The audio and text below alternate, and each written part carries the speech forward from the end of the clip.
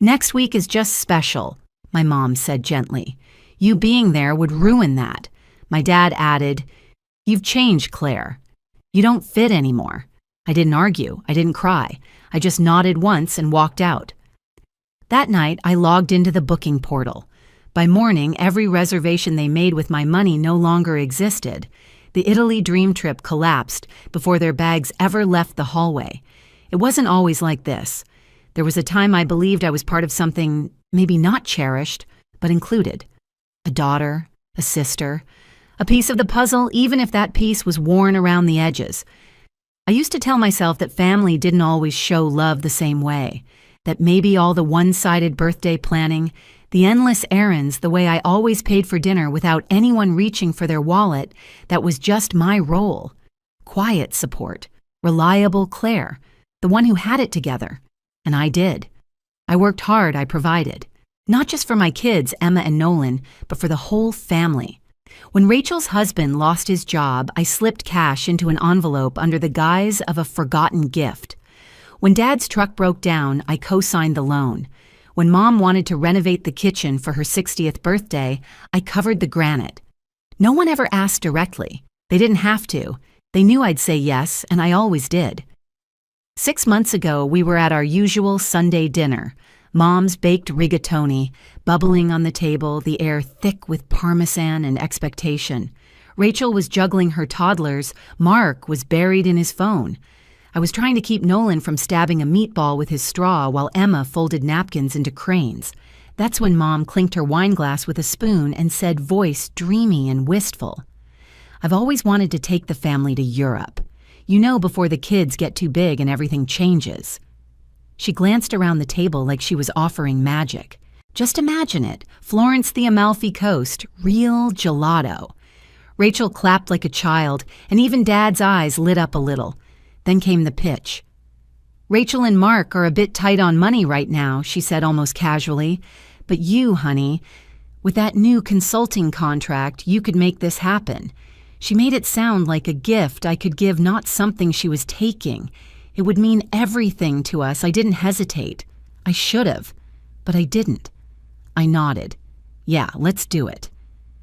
And just like that, the trip began to take shape. I was looped into early planning vague stuff at first.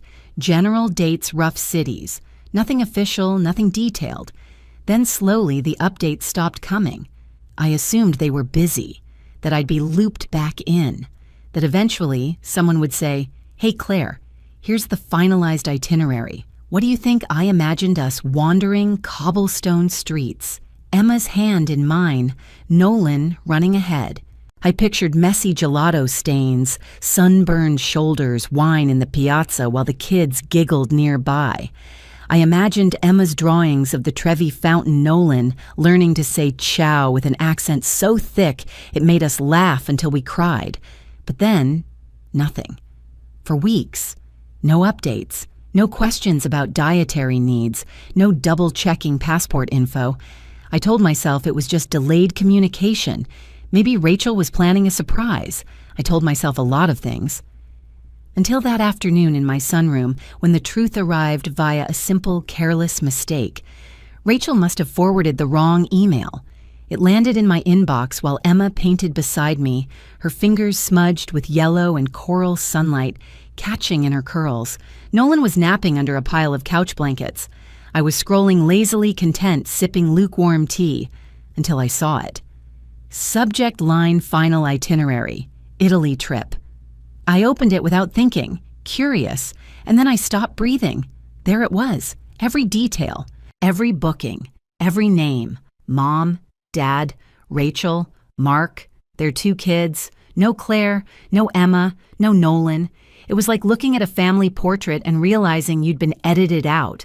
Not even a placeholder, not even a TBD, just 6 names, 6 seats, 6 lives moving forward without me. Florence, Rome, Amalfi, a 5-star hotel with a rooftop pool, private pasta-making class, vineyard dinner in Tuscany, personal driver, reserved gondola ride in Venice. It was stunning. It was curated. It was paid for with my money. I scrolled through the attachments, receipts, confirmations, dinner reservations, all under my name, my billing address, my credit card. The last time I felt that cold, I was 19, standing in the rain outside my parents' house after they'd locked the door during an argument. That same weight in my chest, that same disbelief, like surely there had been a mistake. But this time, there was no thunderstorm, just the quiet hum of the baby monitor, the sound of Emma humming while she dabbed blue paint into the ocean she'd created on canvas, the smell of lavender from the candle burning on the shelf. It was a perfect afternoon, until it wasn't. I reread the email thinking maybe there was a second wave. Maybe this was just the first group. Maybe I'd find a second attachment labeled Group 2, Claire and kids. But there wasn't. There never was. There was no invite, no oversight, just absence. I didn't cry, I didn't scream. I sat very, very still. And the quiet around me became loud, so loud it almost shook the windows. That was the moment something inside me started to shift, not with fire, but with ice. And I knew then I wasn't family. I was just the funding. I didn't speak to anyone that night. Not Rachel, not Mom, not Mark. I didn't even tell Emma. I just closed my laptop slowly like I was afraid it would bite me and sat in the silence while the sun dipped below the backyard fence and the sky turned lavender. Nolan stirred in his sleep. Emma called out from her room, "Can I use more glitter?" And I said yes, even though I knew it would be all over the floor. Let it sparkle, I thought. Let it shimmer while the truth settles. I didn't sleep that night.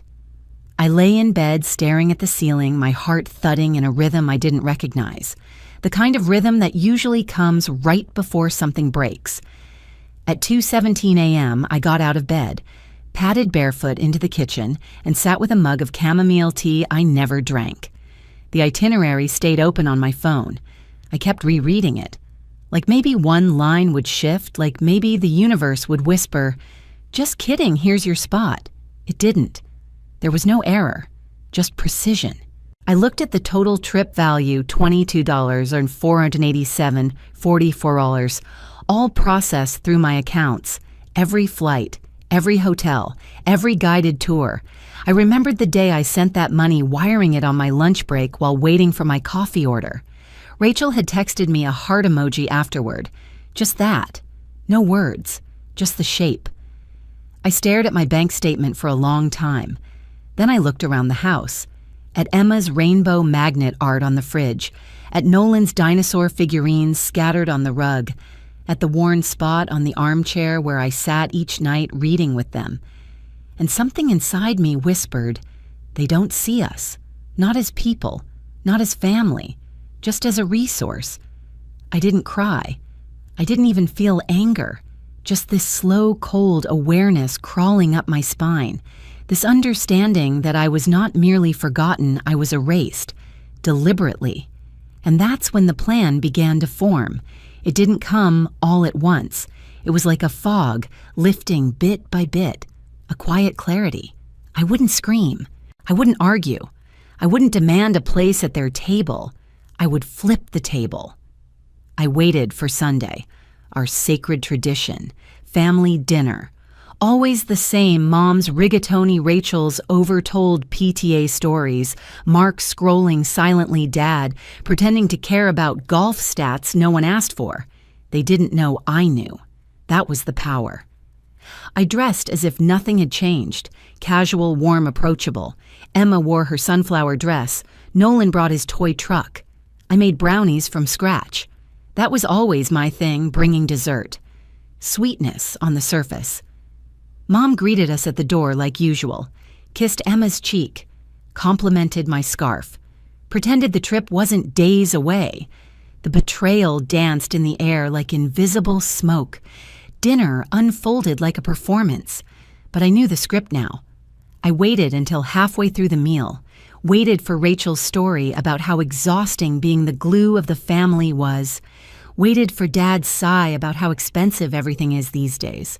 And then while pouring myself another glass of wine, I said, casually like I was talking about the weather, Italy's beautiful this time of year, especially Florence. The silence was immediate. Mom's hand paused mid-pass of the breadbasket. Rachel blinked too slowly. Mark suddenly found his water fascinating. Dad leaned back, arms folded, eyes squinting. Then Mom recovered first, always the fastest liar. "Next week is just special," she said, voice gentle. "We didn't think it would be right to bring extra stress. Extra stress. That's what I'd become." Rachel wouldn't meet my eyes. Mark chewed slower. Dad spoke next, his tone measured as if delivering a verdict. "You've changed, Claire. It's like you don't get us anymore. No one asked how I knew. No one apologized. They'd rehearsed this scene too well. The omission wasn't a mistake. It was a statement. I didn't argue, didn't plead. I looked down at my plate, took a bite, then lifted my fork and gently tapped it against my wine glass. Clink. Just once. A sound so light, so polite, they missed the thunder beneath it. I smiled, duly noted. We finished dinner like it was any other Sunday. I helped clear the table.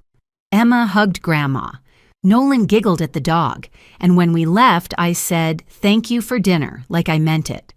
But in the quiet of the car ride home with Emma humming and Nolan sleepy against the window, I made myself a promise.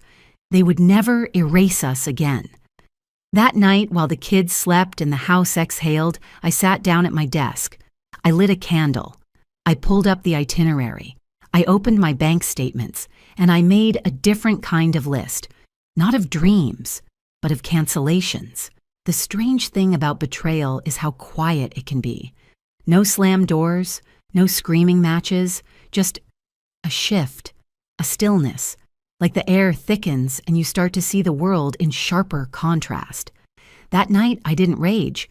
I didn't call anyone. I didn't even text a single question mark. I didn't want their explanations, their scrambling lies, their sudden concern. I wanted something cleaner.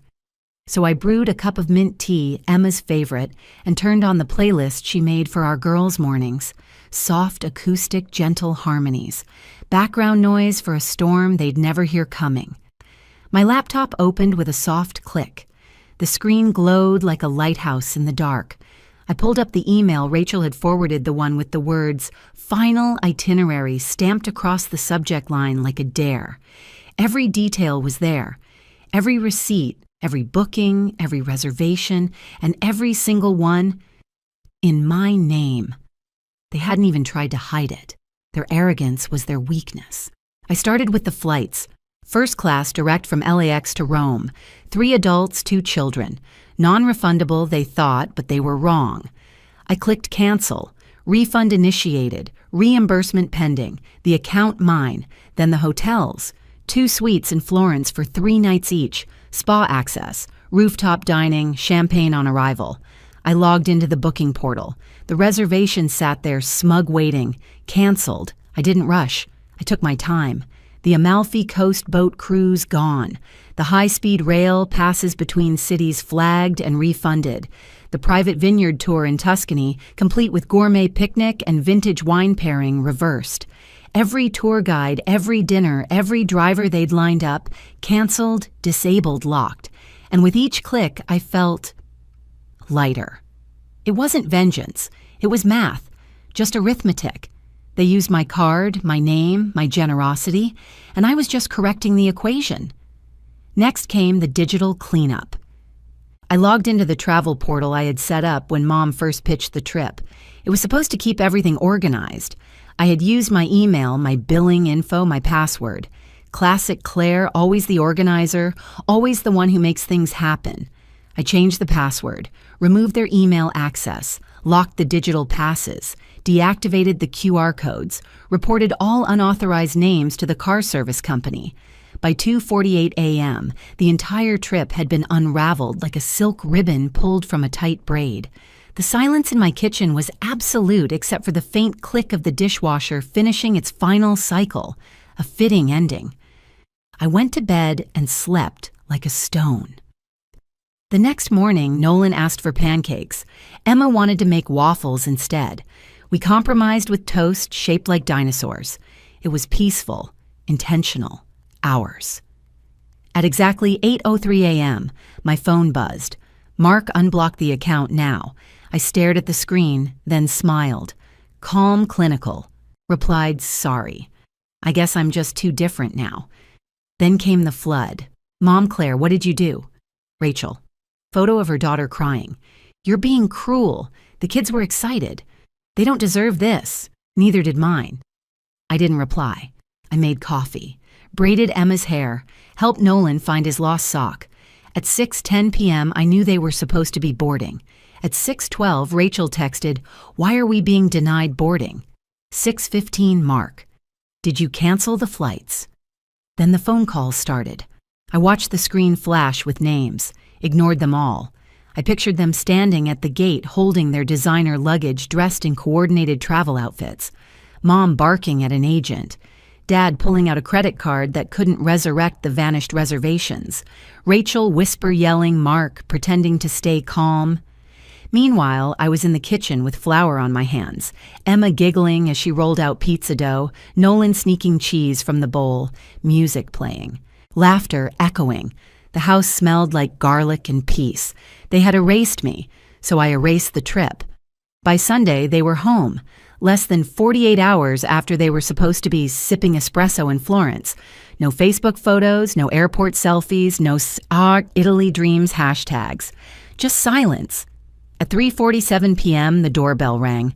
I opened it to find Mom. No makeup hair tied back still in travel leggings. She wore the I'm not here to fight face she always used when she was here to fight. She didn't ask to come in, she just said, all right, you made your point. Then launched into a monologue about family, how these stunts create wedges, how ruining a trip doesn't solve anything, and then almost comically, anyway, I wanted to ask about the backyard. The contractor's still on for next month. We don't want to lose the date. Your dad said you might help with the deposit. I stared at her, stunned. She was still playing the same game, still assuming I'd crawl back into my role, the reliable one, the bank. I smiled. Let me check my accounts. I'll let you know by the end of the week. She nodded, satisfied. She thought the door had reopened. What she didn't realize, that door wasn't locked. It was gone. The backyard deposit became their new obsession. Mom texted again on Tuesday. Just checking in. Have you had a chance to look at your accounts? No apology, no acknowledgement of the Italy trip, just a gentle nudge wrapped in entitlement. I waited 2 days, then replied, still checking a few things. Will confirm soon. That word soon became my armor. By Friday, Rachel messaged, hey, Mom said you might help with the contractor. Let us know. We don't want to lose the date. No warmth, no punctuation beyond periods. It read like a passive-aggressive business memo. That's when I noticed it, how quickly their tone flipped when I withheld something they wanted. For years, I thought my worth came from giving. Turns out, it came from withholding. Saturday passed, then Sunday. No reply. By Monday, Dad called. I let it ring, let it go to voicemail. His message was almost sweet in its performance. Hey, Claire. No pressure, we just need to know what's happening so we can plan accordingly. So we can plan. That's all I ever was to them, a part of their plan. I wrote back, totally get it. Should have an answer soon. And just like that, the roles reversed. The people who used to make me beg for scraps of emotional attention now waited anxiously for a bank transfer. The ones who erased my children from a dream vacation were now dangling on the hook I used to hang from. Thanksgiving crept closer. Usually I'd get the annual text from Mom who's bringing what, or from Rachel, please RSVP this year, Claire. It helps with seating. This time nothing. No invite, no mention, not even a guilt-laced emoji. And for the first time in my life, I didn't ask. I didn't offer to bring dessert. I didn't double-check my calendar or stock up on wine for Mom's table. I waited in silence. The day before Thanksgiving, I saw Rachel's Instagram post. A long farmhouse table set for 10. Pumpkin place cards. Napkins folded into swans. Her caption. Grateful for the real ones. Every chair filled. Every name handwritten. None for me, none for Emma, none for Nolan. There was no confusion now. No, we thought you were busy. No, we weren't sure what your plans were. This wasn't about forgetting. This was erasure. Intentional. Complete. So we made our own dinner. Emma voted for waffles. Nolan wanted mac and cheese. So that's what we made messy, buttery, perfect. We ate on the couch, watched old Christmas movies, and laughed so hard I forgot what day it was. Until a few days later, in the grocery store parking lot when I saw Erica, Mom's friend from church. She gave me the sheepish smile the kind people wear when they know something you're not supposed to. Then she said, "They didn't invite you, did they?" I shook my head. "First time," I said. She nodded. "Rachel told your grandma it was just simpler this way. Less tension. Less tension."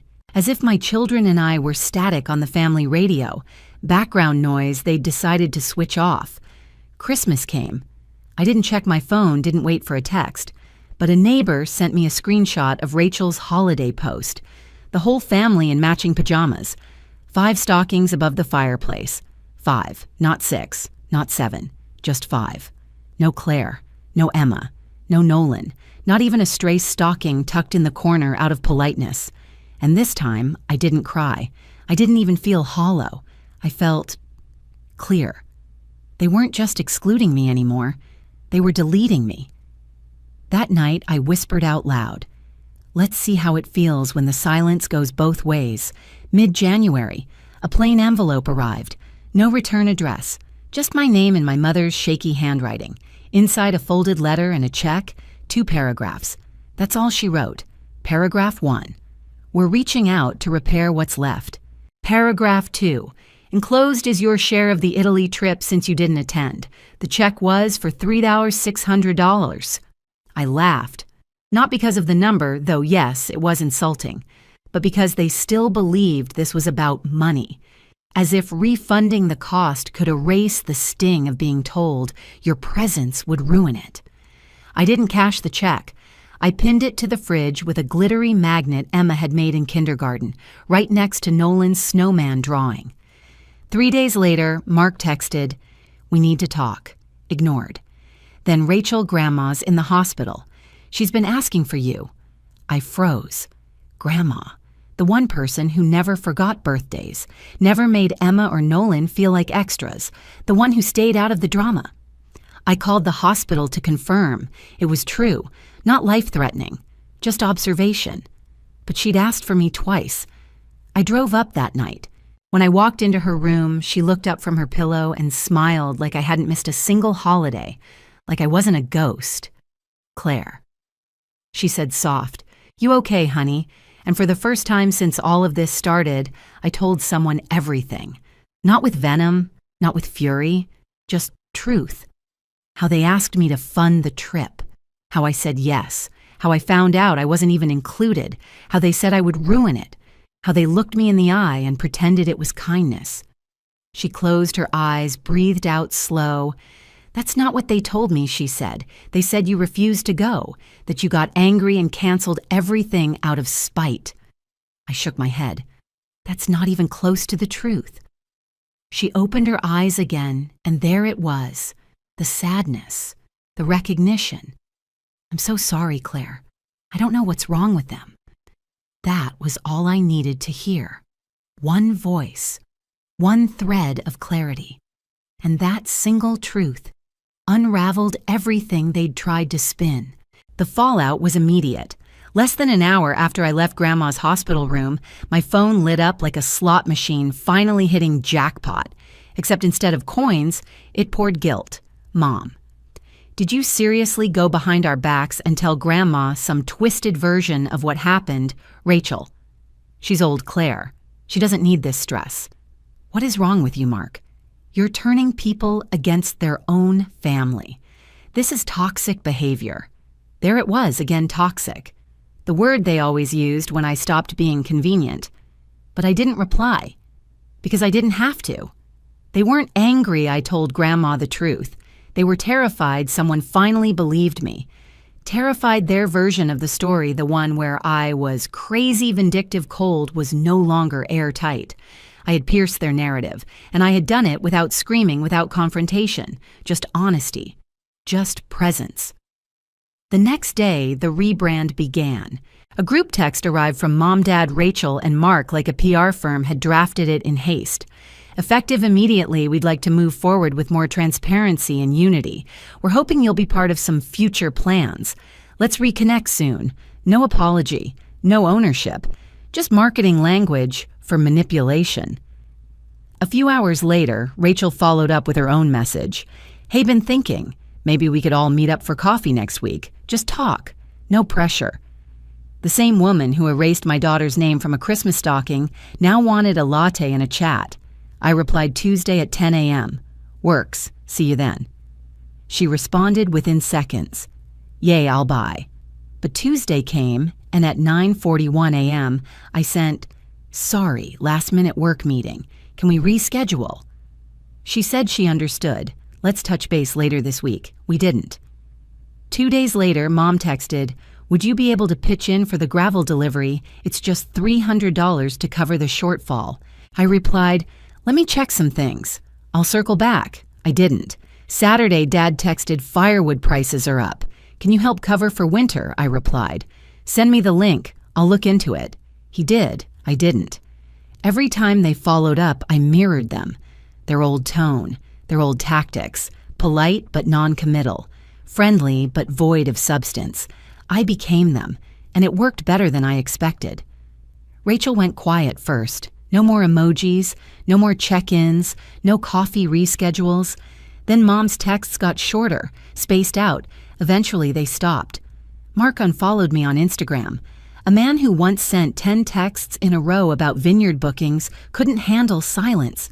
Even Dad, who never missed a group birthday text in 10 years, went silent in February. No happy birthday to my favorite people, no digital balloons. They were unraveling under the very weight they once used to crush me. I hadn't yelled. I hadn't insulted. I hadn't even said no. I just reflected their image back at them. Cold, polished, hollow. The difference was I saw it for what it was, and they didn't. They thought they were hurting me with the silence, but I'd already made peace with it. I'd already built a life beyond it. The holidays were gone.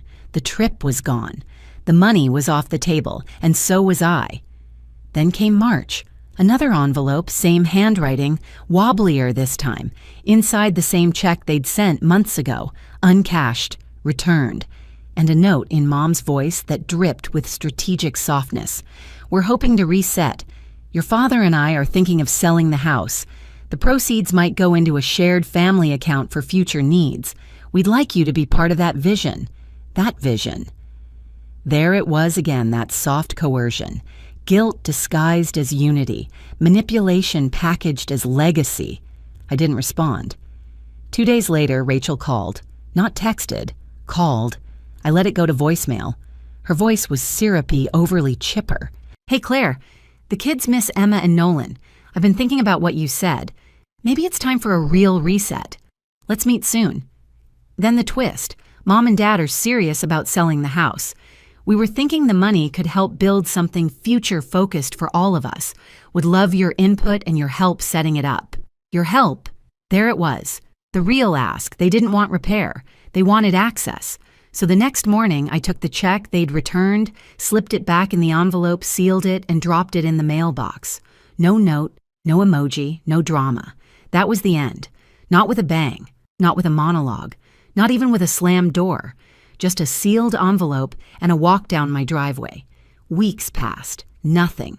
The group thread went dark. No memes, no guilt quotes, no family forever pictures. Birthdays came. No texts, no cards. And it didn't hurt. It felt like fresh air. Then one day in April, Erica messaged me again. They sold the house.